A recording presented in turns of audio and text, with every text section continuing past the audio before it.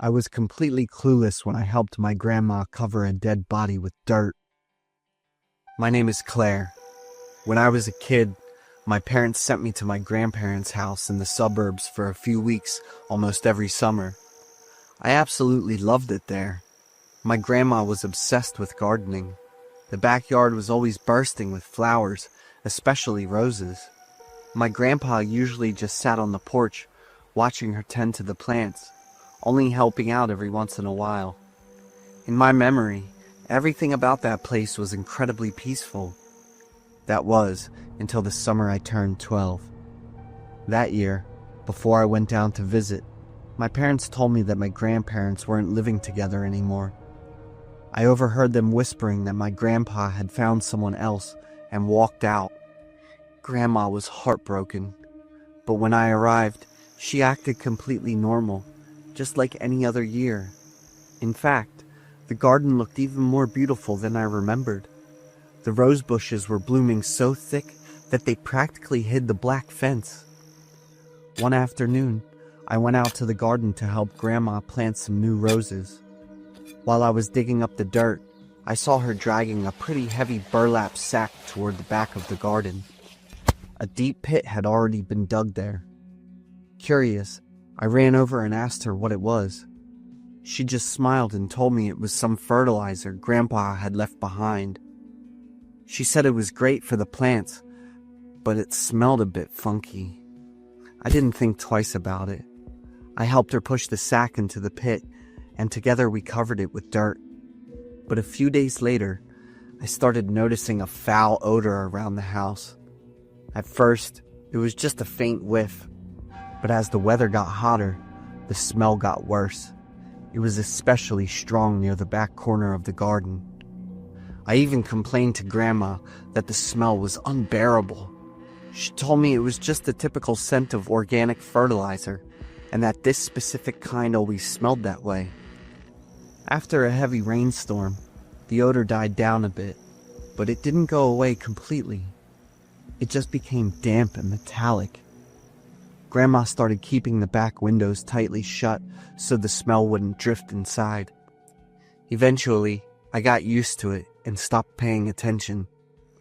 Aside from that, it was still a very fun summer. The roses bloomed beautifully that year. They were much bigger and more vibrant than in any other year. I even asked Grandma if I could set up a tent and camp out in the yard because I loved the garden so much. Over the next few years, I kept up the tradition of staying with Grandma every summer to help her garden. But the roses never bloomed as big or as beautiful as they did during that one summer. By the time I went off to college, Grandma passed away from old age. After she died, the house sat empty. The garden slowly withered away. The flowers died off, and weeds completely took over the yard. I stopped going back there for the summers. Years later, now that I was an adult, my mom called me out of the blue. She said the family was planning to sell Grandma's house. She told me that if I wanted to keep any keepsakes, I should go take a look soon, because the house would be gone before long. So, that weekend, I drove back to the place where I had spent so many childhood summers. While packing things up, I found Grandma's old gardening journal. Inside, she had written detailed notes on how to care for each type of rose. Looking out the window at the overgrown yard, I missed her terribly. I decided right then to clean up the garden one last time. That afternoon, I went to the store, bought some gardening tools, and started tilling the dirt at the very back of the yard. As I was digging, my shovel suddenly struck something hard underneath. At first, I assumed it was just a rock, but when I bent down and brushed the dirt away, I saw an unusually long off-white object. I picked it up to get a closer look, and a cold shiver ran through my body. It looked exactly like a human bone. My heart started racing. I kept digging around the area, and before long, the shape of a human skull appeared in the dirt. I stood there frozen in shock for a long time before pulling out my phone to call the police. The backyard was quickly taped off as a crime scene. While the detectives questioned me and excavated the back corner of the garden, the memories of that summer when I was 12 came rushing back. This was the exact spot where I had stood next to Grandma, helping her shovel dirt over the heavy sack she claimed was fertilizer. The realization turned my blood to ice, and I immediately told the police everything. That same day, my parents rushed down to the suburbs after hearing that human remains had been found in the garden. No one in the family talked much over the next few days while we waited for the forensics report. Everyone had a sinking feeling that whatever was about to be revealed would be horrific. And it was. Eventually, the investigation confirmed that the skeleton buried in the corner of the yard belonged to my grandpa. The autopsy showed that Grandpa had died from a severe skull fracture caused by blunt force trauma. The timeline matched up perfectly with the exact time they had separated, and when Grandma claimed he had walked out on her. Based on the evidence dug up from the yard, the police concluded that Grandma had murdered Grandpa and buried his body in the backyard to cover up her crime. But since Grandma had already passed away years ago, the case was officially closed. The part that haunts me the most isn't just that my sweet Grandma was a killer. It is the fact that during the entire summer I was 12, I had cluelessly helped her bury my grandpa in that garden. And every day after that, I ran around, played games, and admired the beautiful roses growing right on top of his grave, completely unaware of what was hidden just beneath my feet.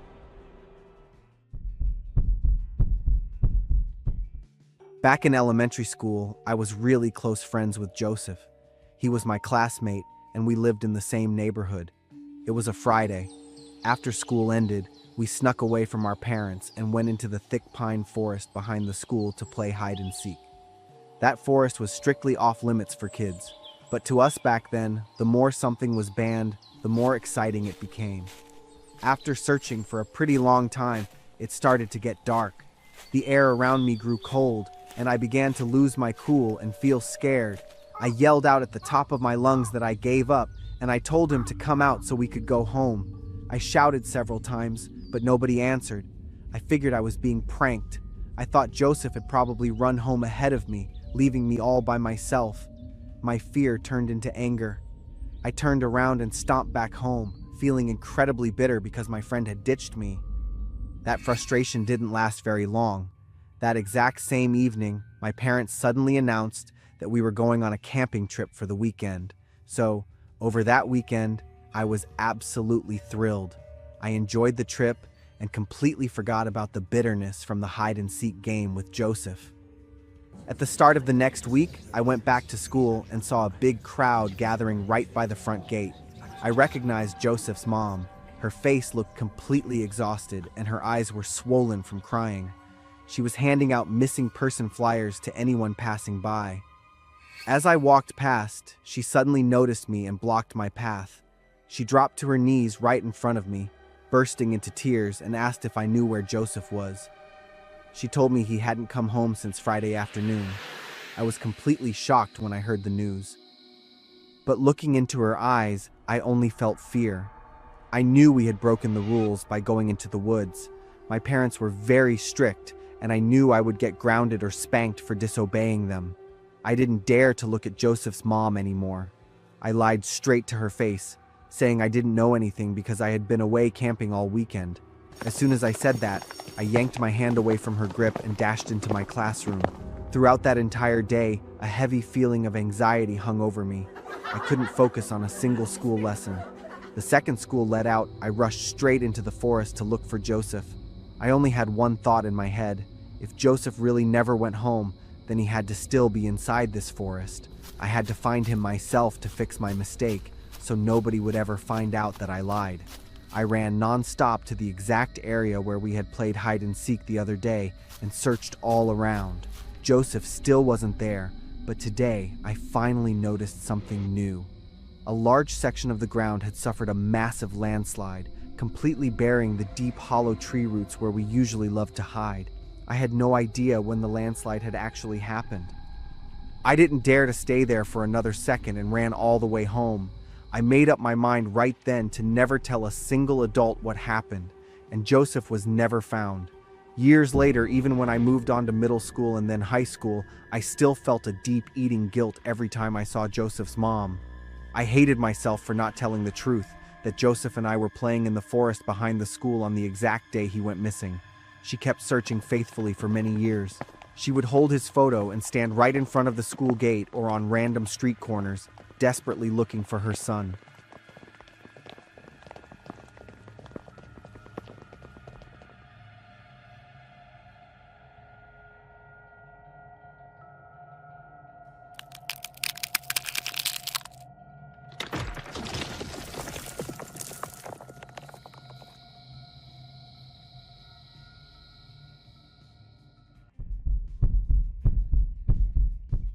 My name is Bethany, and this is the story of my harmonious family. To be clear, the family I'm talking about here is only my mother's side of the family. Throughout my childhood, I always felt a suffocating, forced atmosphere whenever my family gathered for parties or holidays. One important detail is that my parents got divorced when I was 6 years old. However, my dad still showed up at all of our family get-togethers. I don't remember him using those gatherings as an opportunity to be close to me. All that remains in my childhood memories is how uncomfortable everyone in the house looked, and the completely cold, detached expression on my mom's face. But the most noticeable thing of all was the attitude of my Aunt Dana, my mom's younger sister. My aunt always found every possible excuse to avoid my dad.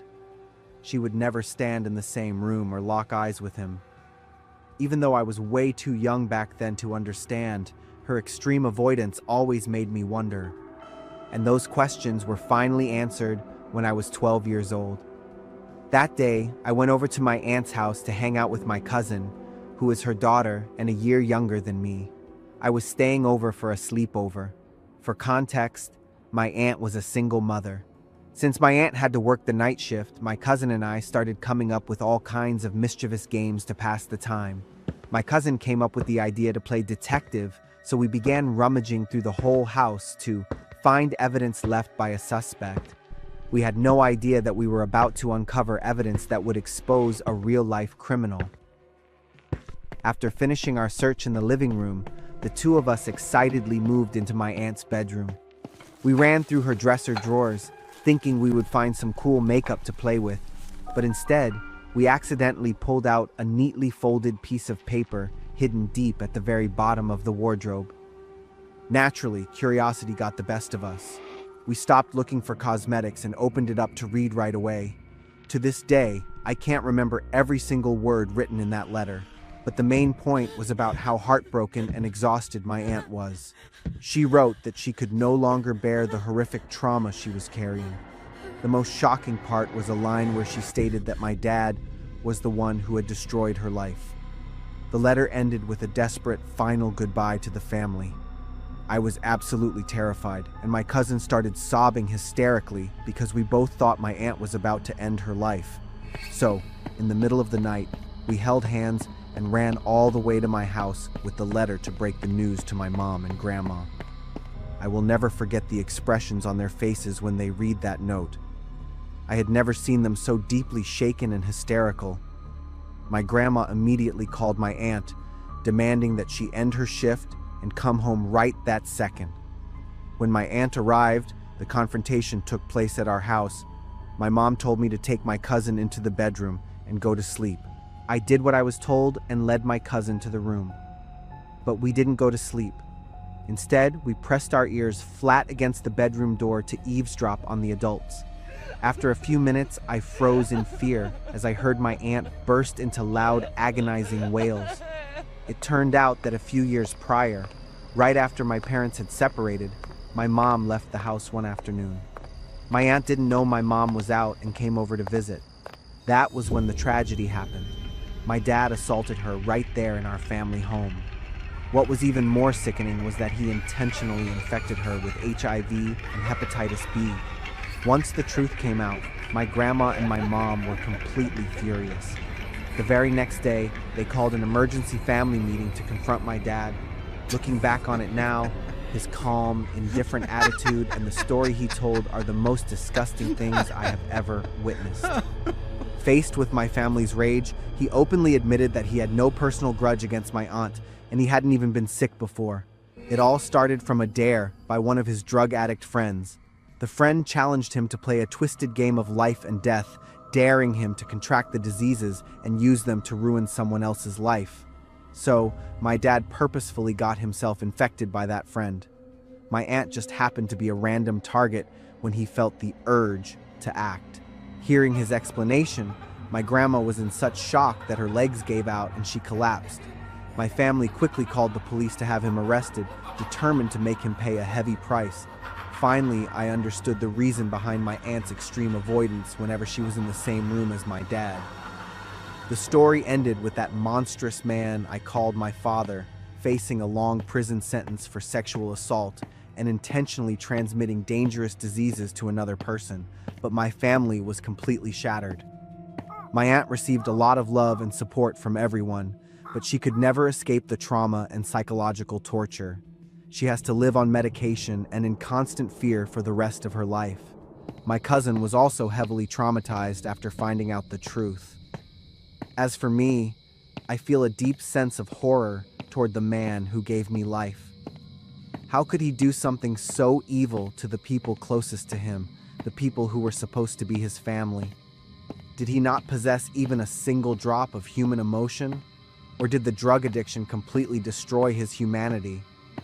I have never gone to visit him in prison, and I never want to do it for as long as I live. This story happened 10 years ago.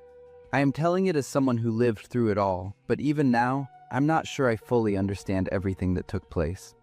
Back then I was in high school, and my younger sister, Lily, was only in elementary school. To anyone who didn't know better, she seemed like a well-behaved child and a good student. But I always felt like something was very wrong with Lily. The first person to suffer because of her was Aunt Kate, my mother's sister. Aunt Kate had been blind since birth and lived with our family for a long time. She was very gentle, never complained, and always tried to be independent. But Lily saw Aunt Kate's disability as a form of entertainment. It started with sarcastic comments. Then, Lily began mimicking the way Aunt Kate felt her way around the house, with excitement. The pranks grew more cruel. Lily would intentionally leave objects in the hallway to make Aunt Kate trip. Once, I watched her stick her foot out just as Aunt Kate walked by. When our parents rushed in to help, Lily immediately acted like she was worried and innocent.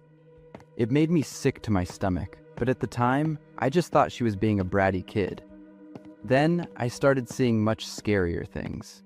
There were always stray cats, small birds, and insects around our house. I noticed these animals appearing with strange injuries or tied up with string. Slowly, their numbers began to dwindle. One day, I went into Lily's room to get my headphones back and found a box hidden in her desk drawer. Inside were the remains of several small animals, insects pinned down, baby mice that had been cut open, and birds with their wings clipped. They were arranged like scientific specimens. I kept looking and found a notebook. In it, Lily wrote about a classmate with pure hatred. She wrote that she wanted to teach that girl a painful lesson and listed detailed ways to do it. I was stunned and truly terrified. I thought about telling my parents, but I stayed silent because I knew exactly what would happen if I spoke up. Lily always put on a sweet, fragile face in front of them. Meanwhile, I was the disappointment because I got into fights and had bad grades. Once before, when I tried to tell them Lily was hurting a stray cat in the yard, they didn't even listen. They immediately accused me of lying to get her in trouble. From that moment on, I knew my parents didn't trust me at all, so I kept my mouth shut. Everything began to change when Lily's eyesight suddenly started to fail.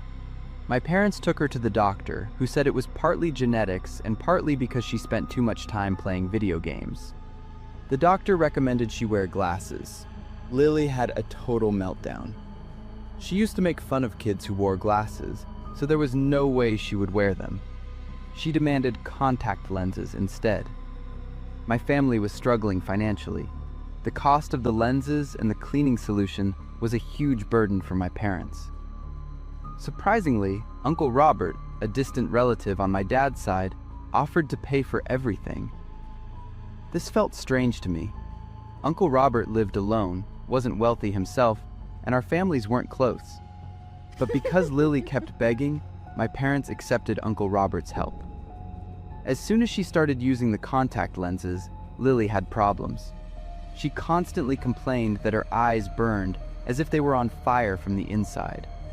Her eyes were always red and watery, and she had to squint all the time. My parents thought she just wasn't used to them yet, so they encouraged her to keep wearing them. Lily refused to stop. To her, the physical pain was better than the embarrassment of wearing glasses. Then, her condition took a turn for the worse. In less than 2 months, the doctor delivered devastating news. Lily's corneas were severely damaged and could not be repaired. She went completely blind before the school year ended. My parents and Lily were absolutely crushed. After she lost her sight, Lily changed completely. She became quiet and withdrawn. She stopped bullying Aunt Kate. Sometimes, I even saw her sitting quietly by my aunt's side, just listening to her talk. At the same time, the animals around the house stopped getting hurt. They stopped disappearing. The backyard went back to normal. Everything seemed fine again. Until one day, I happened to walk past Uncle Robert's house. Behind his house is a garden where he used to feed stray cats and birds. That day, I noticed his trash can wasn't fully closed. Inside were several empty boxes of the same contact lenses Lily used. Right next to them were empty bottles of bleach. I stared at those items, and a chilling realization washed over me. Lily used to sneak into that garden all the time. I remembered seeing one of his cats badly injured, with cuts that didn't look like an accident. I remembered Lily throwing rocks at the bird nests behind his fence. I especially remembered Uncle Robert standing in his yard for a long time, staring at his garden with a dark, serious expression. I started to wonder, what if he had seen what Lily did to the animals he loved? If he had, then his offer to pay for her contacts wasn't an act of kindness at all. I thought about telling my parents, but once again, I changed my mind. I knew they still wouldn't believe me. And, if I'm being honest, a small, shameful part of me felt like she got what she deserved. To this day, I don't know if I made the right choice. I give half of my monthly paycheck to help my parents take care of Lily and Aunt Kate. I feel like it's my responsibility. I don't know for sure what Uncle Robert did, or if it was all just a coincidence. I have never told a soul about what I saw in that trash can, or the dark suspicions I carry in my heart. Lily had a total meltdown. She used to make fun of kids who wore glasses, so there was no way she would wear them. She demanded contact lenses instead.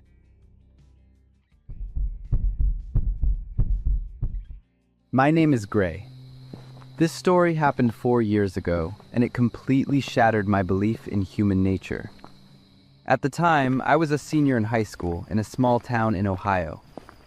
One afternoon after school, I was walking past an abandoned house at the end of the block, just like I did every day. As I passed the side wall, I happened to notice a small combination lockbox mounted to the brick, right underneath an old gas meter. The lockbox stood out because it looked brand new compared to the decaying house. I kept walking, thinking maybe a realtor or a contractor had just put it there. But then it hit me. Why would anyone need a lockbox for a house that had been rotting and empty for years? The next morning, I grabbed my best friend Ryan and asked him to go back there with me. Ryan thought it was weird too, but he didn't obsess over it like I did. I've always been naturally curious, and I couldn't stop wondering about that house. Right as we were looking at it, Ryan's dad, Mr. Elton, drove by. When he saw us, he looked furious. He rolled down his window and yelled at us, telling us to stay away from abandoned properties because they were dangerous. We took off immediately. The following day, I went back to the house alone. I knew if I asked Ryan, he would just try to stop me. I just wanted one more look to satisfy my curiosity. When I got there, I noticed the lockbox had been moved slightly from the day before. I was positive of it. I reached out to touch it, and my fingers brushed against something wet. When I looked at my hand, it was smeared with a reddish-brown liquid that smelled exactly like iron. It was blood. I didn't hesitate. I ran straight to the police station to report it. An officer drove back to the house with me to check it out. They looked at the gas meter and the pipes behind the wall, and then gave me an explanation. They said it was just rusty water leaking from the old metal. They didn't even go inside. They just did a quick walk around and concluded there was nothing suspicious. The officer told me to go home and stop hanging around creepy, vacant lots. I left, but I wasn't convinced. A little while later, I circled back, and I was stunned to see Mr. Elton walking toward the abandoned house. I immediately ducked behind some bushes to watch. He walked right up to the lockbox, punched in a code like he'd done it 1,000 times, took out a key, and unlocked the front door. He stepped inside and closed it behind him. I stood there with my head spinning for a few seconds, then decided to wait and see what happened. About 30 minutes later, Mr. Elton walked out looking frustrated. He locked the door, put the key back in the box, and drove away. I waited until his car was out of sight before I approached the box. I tried to remember the movements his fingers made. After a few tries, the box clicked open. I was actually shocked that I had guessed the code. The key was right there. I held it in my hand, staring at the front door. My gut told me to run, but my curiosity won. I unlocked the door and stepped inside. The air inside was thick and suffocating. The first floor was empty and unremarkable, but as I climbed the stairs to the second floor, I started to hear a faint whimpering sound. My heart started thumping against my ribs. It felt like a scene from a horror movie, and I was terrified, but I couldn't turn back. I followed the sound to a room at the end of the hallway. When I pushed the door open, I couldn't believe what I was seeing. 3 girls were chained to the wall. They looked horrific, haggard and terrified. When they saw me, they lunged forward as much as their chains would allow, their eyes pleading. One tried to speak, but no sound came out of her throat. I stood there frozen for a few seconds before my survival instincts kicked in. My hands were shaking so hard I could barely pull out my phone to call 911. Just as I was about to dial, I heard the front door downstairs creak open. Footsteps started thumping on the floorboards below. The girls and I went dead silent. Only one thought went through my head. If Elton was back, we were all dead. As I scrambled to find a place to hide, a voice called out that shocked me even more than the thought of Elton. "I'm sorry I'm late." I stood still for a second and then sprinted down the stairs. I couldn't believe my eyes. Standing in the foyer was Emily, my younger sister. When she saw me, she looked just as confused as I was. I started shouting questions at her, and she told me she had received a letter from Mr. Elton. He had asked her to meet him here privately because he had something important to tell her. She had forgotten about the meeting and showed up almost an hour late. A wave of cold nausea washed over me. If Emily had been on time... I couldn't even finish the thought. 10 minutes later, the neighborhood was filled with sirens. Police and ambulances swarmed the house. The 3 girls were rescued, though they were physically and mentally broken. At the exact same time, another police unit raided Mr. Elton's office and arrested him at his desk in front of all his co-workers. They searched his office and his home, finding a mountain of evidence. The 3 girls he had been holding were all runaways who had been struggling with their families. Elton had lured them in through social media, promising them a place to stay. Instead, he brought them to that abandoned house, chained them up, and used them as his toys. The more I heard, the more disgusted I felt. Mr. Elton was my best friend's dad. I had known him for years. I had respected him, even looked up to him. He used to chat with Emily every time he came to my house to pick up Ryan. Back then, I just thought he was being a friendly neighbor. Now, looking back, I realized the way he looked at her was predatory. The thing that haunts me the most isn't the image of those girls in that upstairs room. It's the fact that my own sister was minutes away from becoming a monster's next victim. Ryan and I haven't spoken since that day. I lost my faith in the kindness of strangers, and I lost a lifelong friendship too.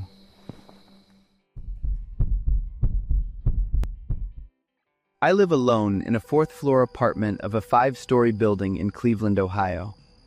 The building is old but well-maintained, and the neighbors mostly keep to themselves, so it is usually very quiet.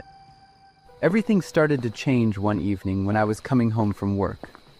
As I walked from the parking lot toward the building, I happened to glance up and saw a silhouette standing behind a window on the 5th floor, directly above my unit. It would have been a perfectly normal thing to see, except for the fact that it happened every single day. For several days straight, I saw that same shadow in the window. Soon, looking up at that apartment became a reflex every time I returned home. One night, I got home quite late. When I stood in the parking lot and looked up, I had the chilling sensation that the figure was looking down, directly at me. The next morning, I found the building manager to ask about the unit above mine. He told me the tenant was a young woman named Megan. He said she had moved in about a month ago and lived a very private life. This information didn't make me feel better. Instead, it made me watch that shadow even more closely whenever I arrived home. Over the next few days, my uneasy feeling grew into a deep sense of dread. I noticed that the shadow never changed its position or posture, no matter what time of day I saw it. One afternoon, shortly after I got home, there was a knock at my door. 3 people stood there, claiming to be Megan's co-workers. 2 men did all the talking. They seemed visibly annoyed and complained that Megan had missed work for several days without calling in. I noticed the third person, a woman, who didn't say a word. She just stood there silently, staring at me the entire time. After I pointed them toward Megan's apartment, they thanked me and left. I heard the men knocking and calling her name, but no one answered. I assumed they eventually gave up and left, though I didn't pay much more attention to it. The real horror began the following night. I started to notice a strange smell in my apartment. Within a few hours, the odor became absolutely unbearable. Then, I discovered a dark, wet stain forming on my ceiling. A thick liquid began to drip down. The smell and the consistency of the fluid made me think of only one thing: death. I immediately called the building manager. The police were summoned, and they headed to the 5th floor. When no one answered their shouts, they kicked the door in. I was standing in the hallway right behind them, my heart pounding against my ribs as the door gave way. In that moment, I accidentally saw something I will never be able to forget. As the police stepped back out, the door remained open, and I saw a rotting body hanging in the middle of the room. The police identified the body as Megan. They determined she had been dead for at least a week. I was paralyzed with shock. That meant for the past several days, the shadow I had been seeing behind the curtain was actually her lifeless body. I was traumatized and moved out for a few days so the scene could be professionally cleaned. However, when I returned, the stain on my ceiling was still there. I complained to one of the cleaning crew members, and he told me that the stain was actually old and had been there long before this happened. He said it was impossible to remove. I froze. I realized I hadn't even noticed it since the day I moved in. For the next few days, I lived in a state of constant haunting, replaying the image of Megan's body in my mind. I started researching the building on a website that tracks apartments where murders or deaths have occurred. A piece of information popped up on the screen that made my blood run cold. 2 other women had died in Megan's apartment in the exact same way. The first woman was named Mariah. She had suffered multiple miscarriages and had a breakdown after discovering her husband was having an affair, and that his mistress was pregnant. Mariah had tracked down the mistress's apartment and ended her own life right there. The second tenant who moved in after her died the same way only a few months later. As I looked at the photo of Mariah on the website, my head began to spin. I recognized her instantly. She was the silent woman who had stood at my door with Megan's co-workers a few days prior. I realized with sheer terror that I had been standing face to face with a ghost. Suddenly, the air in my apartment turned ice cold. I couldn't think straight. I grabbed my phone and my car keys and bolted out the door. As I reached the lobby, I saw a young woman moving in. She looked very young and excited. Following the direction she was pointing for the movers, I realized she was moving into Megan's old apartment. My name is Randy, and I'm 63 years old. The shadow hanging over my life started when I was 39. It happened in the small town of St. Bernard, Louisiana. A damp, humid place that always smelled like mud and was thick with stories that were never quite finished. In this town, the name Dorothy was famous for all the wrong reasons. She lived all alone on the grounds of a pet cemetery that sat far away from the rest of the neighborhood. People loved to spread rumors about her. Some said the cemetery was haunted. Others whispered she had a secret stash of hundreds of thousands of dollars buried somewhere. Some even called her a black widow because both of her husbands had died there. One she shot in self-defense during an attack, and the other took his own life. After her mother passed away 6 years ago, Dorothy fell into a deep depression. She relied heavily on medication and help from a few friends and hired hands to keep the place running. In April of that year, a close friend of Dorothy's called the cops because she hadn't heard from her in days. When the police arrived, the house looked normal. The TV was still on, and there was a half-finished glass of wine on the table. But Dorothy was gone. The news spread like wildfire. Every local hangout had a new theory. Some thought she just walked away, while others pointed to the haunted cemetery and her dark past. I heard the stories, but I didn't buy into the drama. I saw Dorothy as a lonely, harmless woman. Because of that, I joined the volunteer search party along with the police and some of her friends. We spent days combing through the woods around the cemetery, moving further out each time. The first few days were exhausting and frustrating because we found absolutely nothing. On the afternoon of the 5th day, I accidentally got separated from the group. I pushed deeper into the swampland where the air gets thick and smells like stagnant water and rotting plants. As I got closer to a stream that fed into the Mississippi River, I noticed something wrong. The water was rippling strangely, and there was a foul smell that was much worse than the usual swamp muck. I stepped closer, and then I saw it. A body was floating there, bloated and pale gray. The arms were tied tightly behind the back. The head was covered with a plastic bag, and heavy chains were wrapped all around the torso. I ran to get the search team. Just as we feared, it was Dorothy. The police taped off the area and pulled her to the shore for the autopsy. The coroner ruled that she died from suffocation. The chilling part was how the killer did it. They put a plastic bag over her head, tied her limbs tight, and wrapped her in heavy iron chains to make sure she stayed at the bottom of the river forever. They could only identify her by a cross tattoo on her left index finger. A month went by, and the police had zero leads on the killer. One afternoon, I stopped by a local diner I always went to. On the bulletin board near the door, a faded "missing" flyer for Dorothy was still pinned up. I ordered a beer and sat in a quiet corner. A man walked up and asked to join me. I recognized him because I'd seen him a few times during the search for Dorothy. He had a distinct scar that ran from his forehead down his right eyelid, and ended at his cheek. He didn't give me his name, even after I asked. We clinked glasses and talked about random things until the conversation eventually drifted toward Dorothy's murder. Right then, the air in the room felt like it turned to ice. His friendly look vanished. His eyes went dark and distant. He started talking about how easy it is for someone to disappear in the swamp. Then, in a low, gravelly voice, he let out details that made my skin crawl.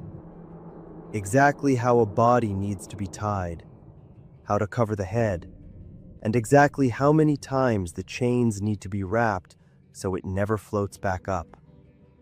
I didn't say a word, but my whole body went stiff with fear. Suddenly, he stopped and stared right at me. The fake friendliness was gone. He looked cold. He spoke slowly, making it sound more like a fact than a warning.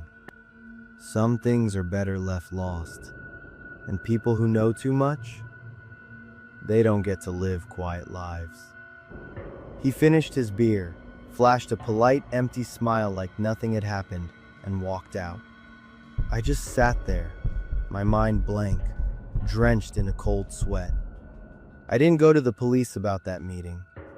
I didn't tell a soul. I was haunted by his eyes, but I convinced myself I had no real proof. I told myself it was just a coincidence, that maybe the guy was just crazy. Over time, the case went cold. No suspects, no progress. It became just another old story.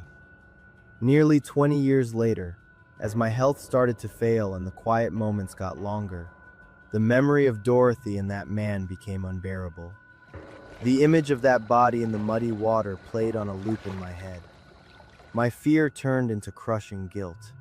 I realized I had been holding the key to the whole mystery for 2 decades. I couldn't live with the silence anymore. I finally picked up the phone and made an anonymous call to the police. I told them everything about that man in the diner. The investigation was reopened with a real target.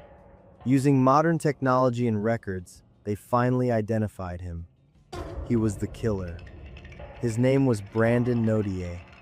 He had tricked Dorothy into signing over the cemetery for almost nothing while she was incoherent on her depression meds. When Dorothy realized she'd been scammed, she sued to get her land back. The court date was set for just 10 days after she disappeared. Brandon was desperate. If he lost, he'd lose the land and go to jail for fraud. To make sure the lawsuit died with her, Brandon and a handyman named James Trigler went to her house that night. When Dorothy opened the door, Brandon strangled her, bagged her body, and dumped her in the Mississippi. Justice finally came, but it was far too late. Dorothy had been gone for a lifetime, and I had spent all those years living with a fear and a guilt that can never truly be washed away. The story is inspired by a real-life case. In April 1985, in St. Bernard, Louisiana, Dorothy Thompson, 60, living alone in a pet cemetery, suddenly disappeared. 20 days later, her body was found bound, blindfolded, and submerged in the Mississippi River. The case remained unresolved for 24 years despite numerous suspects. In 2009, an anonymous call accused Brandon Nodier of murdering her to seize her land. He turned himself in 2012, closing the case.